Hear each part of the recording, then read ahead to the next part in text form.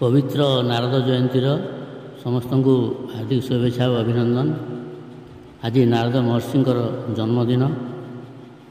ये अवसर में आम नारदंकर एक स्तुति गान करवा। अथ नारद स्तुति। जयति जगति मायां जस्य कायाधवस्ते वचन रचनमेकं केवलं चाकलय्या ध्रुवपदमपि यातो यत्कृपातो ध्रुवोऽयं सकलकुशलपात्रं ब्रह्मपुत्रं नतोऽस्मि।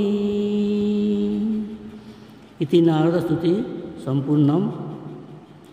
यार अर्थ है ओडिया रे, हे नारद, आपणकर उपदेश मात्रे कयाधुपुत्र प्रह्लाद माया उपरे विजय प्राप्त करथिले।